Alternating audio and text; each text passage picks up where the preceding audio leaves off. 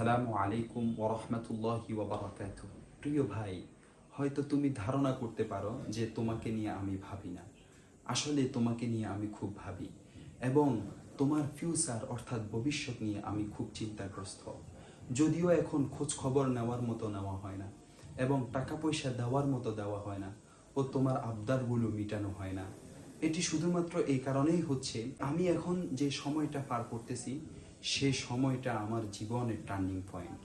এই সময়ের মধ্যে আমাকে পুঁজি তৈরি করা লাগতেছে, পাশাপাশি একটি স্থান তৈরি করতে হচ্ছে। এজন্য আমার প্রত্যেকটা সময় এবং আমার প্রত্যেকটা পয়সা আমার কাছে খুবই মূল্যবান।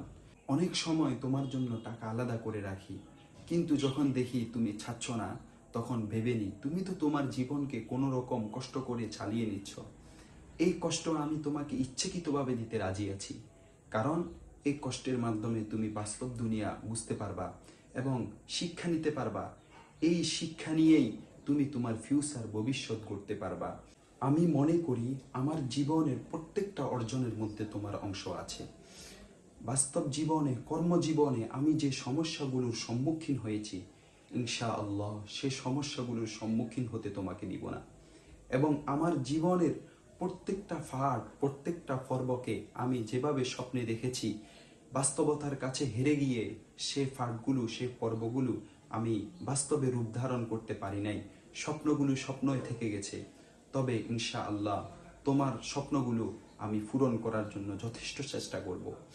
মানুষের জীবনের প্রথম ধাপ, প্রথম সিঁড়ি অনেক কষ্টকর হয়। আমি এখন সেই সিঁড়িটা অতিক্রম করতে যাচ্ছি। আল্লাহ তাআলা যদি হায়াত দেন, ইনশাআল্লাহ তোমাকে সেই সিঁড়িটা অতি সহজে পার করিয়ে দিব। মানুষ 5 শ্রেণীর ব্যক্তিবর্গকে খুশি রাখার জন্য, সুখে রাখার জন্য কষ্ট করে। এক, যাদের থেকে সে জন্মগ্রহণ করেছে অর্থাৎ মাতা পিতা। 2, তার জন্মিত গর্ভ থেকে যারা জন্মগ্রহণ করেছে অর্থাৎ ভাই বোন। 3, তার থেকে যারা জন্মগ্রহণ করেছে অর্থাৎ ছেলে মেয়ে। 4, তার স্ত্রী।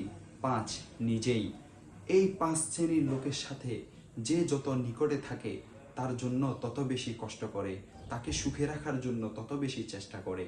নবী করিম সাল্লাল্লাহু আলাইহি ওয়াসাল্লাম বিভিন্ন উদাহরণ দিতে গিয়ে ভ্রাতৃত্ব ও ভাইয়ের বন্ধনকে উল্লেখ করেছেন, যেমন মুসলমানের পারস্পরিক সম্পর্ক এবং আনসার মুহাজিরদের পারস্পরিক সম্পর্ক ইত্যাদির ক্ষেত্রে ভাইয়ের উদাহরণ দিয়েছেন। এর দ্বারাই বোঝা যায় ভাইয়ের সম্পর্ক অনেক গভীর এবং অনেক শক্তিশালী, অনেক মজবুত।